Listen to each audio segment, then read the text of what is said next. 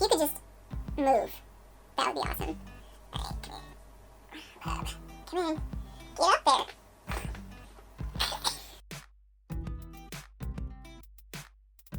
Hey, this is Bethany, and today I'm going to be showing you all my, go-to foundation routine as of lately. This is the foundation routine I've been going to cover up my acne, to help me look more natural for work, and the steps I'm going through usually don't take too much time in the morning, but I am doing the more thorough version of it for you all so you can see what I would do if I had the best opportune time to do my face makeup. I'm also including my blush, highlight, and contour in this if you want to keep watching. By the way, the face makeup in this video, like this stuff right here, will be done in a second video if you all want to check that out later on.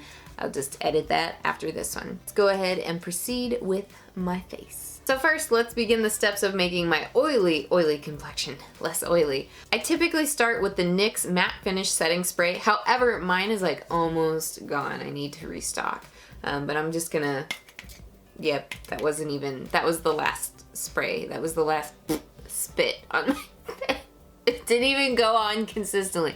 Well, typically, I use this. I switched to this from the Urban Decay one, and it was quite a bit more affordable because I don't want to spend $32 every time I buy my setting spray. Just saying.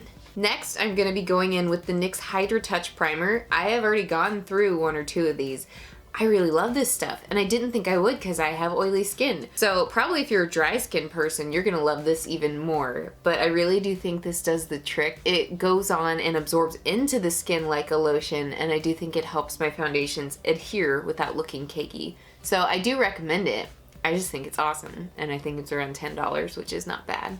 So I'm going to put this on my face. So now that my face is primed, I'm gonna go in with the Maybelline Instant Age Rewind Dark Circle Eraser. I've been using this thing for years, and I can't seem to find anything that I like better, and this is in the shade Fair, because this spreads out really well since it's a really thin formula. Honestly, if you're not using this already, where have you been? Because this stuff is a go-to product for a lot of people. While I work on my face, that can sit there as long as it wants and it won't cause any problems.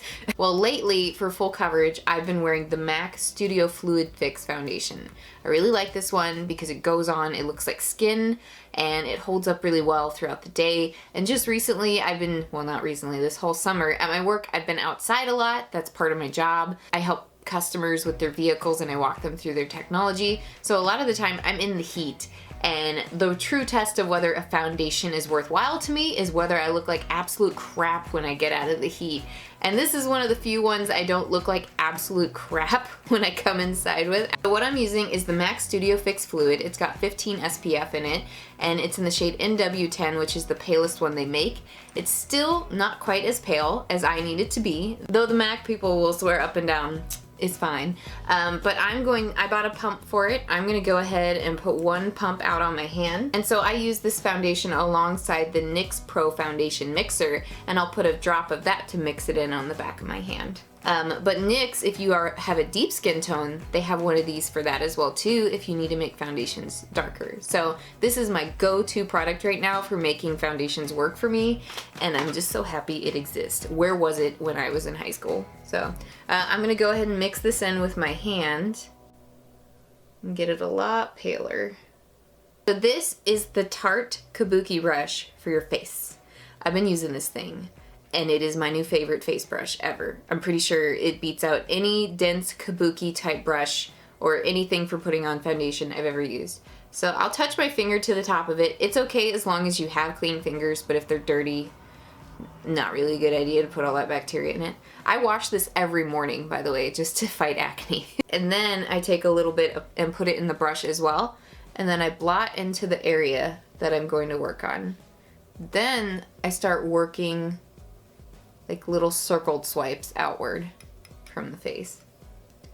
And you can see this already blends out so seamlessly from oh my god, it looks so good. This is the perfect combination. So I'm gonna build this up. I'm just gonna focus this on one half of the face for now so you all can see the difference. So here's what my skin looks like half and half on my face. And sometimes when I wear this, I don't focus the coverage up around my cheekbone because I kind of want the freckles peekabooing through. I think it's cute. But here's what it looks like. And it just looks like skin. It looks good. It looks better than skin though. And it doesn't look too cakey. All right, so now I'm gonna finish up on this side of my face and do the same process, like blot in, sweep out. Okay, so next for concealer, we're gonna do the same thing, but I'm gonna use MAC Prolongwear Concealer in NW15. I don't know why they don't make a paler one, but it's even darker than the foundation, which is silly. But yeah, so I'm gonna do one pump on the back of my hand, and then I'm gonna do one little squeeze of the White Pro Foundation Mixer. So now that I've got that mixed to my liking, I'm gonna go in with a touch of that on this same brush, and I'm gonna touch up those areas that are a little bit more problematic, you know what I'm saying? So what I actually do is I start with the areas where redness is a bit of a problem. Like usually around the edges of my mouth and my nose. And this I do in more of a blotting motion to keep the coverage. Whereas foundation, you would kind of buff out that coverage a little bit. So I do the worst places last, and here's why. The ones that are a little bit more open wound, a little bit more healing still, they may have more bacteria around them, and just like focusing in on them a lot more is, you know, gonna be the last final thing that puts bacteria in this brush. But that's why I always go to the acne last, just because I don't wanna do that first and then rub it all over the areas that aren't infected with acne. It's probably best to use a whole other brush for this, but I just love this brush in general, so I'm using it. And on those very last touches, I'm being very gentle when I lay down that last bit of product, and then very gently tapping it as I lift away, because that's where I want the most coverage, is on those problematic areas. So that's why I'm just being gentle as to diffuse it. All right, so here's how full coverage I've gotten my skin to build up to. Now we're gonna move on to powder. I'm using the NYX Mineral Veil Set It Don't Fret It powder, and this is in the shade light to medium, pretty lightly across my skin. This is what it looks like. So I primarily set a T-zone area, and everywhere else I don't worry as much about. I feel a little weird without eyebrows and other things right now, so I'm gonna begin blush and contour. What I've done, if I'm going to work instead, because I wanna be, you know, as quick as possible putting on my foundation, I'll take this NYX Hydra Touch foundation, and it's a darker shade than mine, so it's number 2. And honestly, the 1 is a little dark as well. And I take my powder brush, or another powder brush if I may, and just put a little bit of product on it, and I'll sweep it on the outer edge of the face. And it'll at least warm up my face like a super subtle natural contour would. So yeah, it's basically like a nice natural lazy girl contour, but it adds that hint of shadow. It's way more subtle and it looks a lot more natural, I think personally. So that's what I've been doing. It's way more minimal effort and way easier to not screw up, if that makes sense. Next, I'm gonna be using one of my favorite new blushes. This is the MakeupGeek blush in Cherish. And if your blush brush looks like mine, it's dirty. You need to clean it. This looks disgusting. What I've always done with blush is just gone at a subtle angle with a stippling brush along the cheekbone. And honestly, that is almost as effective as contouring, because it accentuates where your cheekbone is. Like when you do the apples of the cheeks, it's more aging. So that's how I go. Want to emphasize those cheekbones. All right, and then lastly is my highlight. Typically I would use NYX Ritualistic. I can't find it right now, but I'm gonna use Anastasia's Illuminator in Starlight because it looks just as gorgeous. It's really ethereal and beautiful. It's just less affordable. I'm just gonna keep building up this glow around my orbital bone. Look at that. I do also highlight my upper lip. So here's what it looks like for my full coverage look with my contour and highlight and blush. Now I'm gonna go apply the rest of my face, so I will be right back.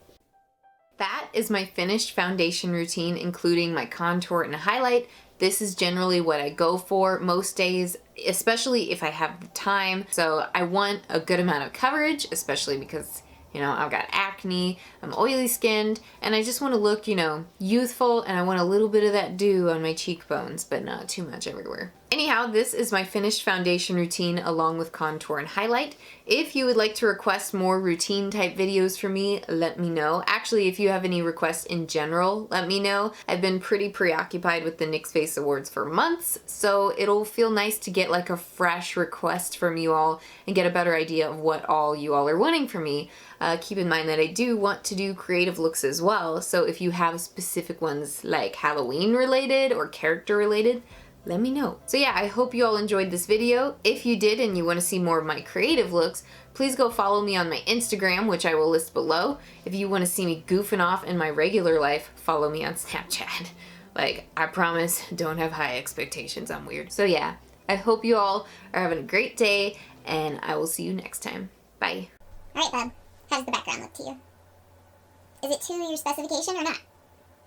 Tell us what you think.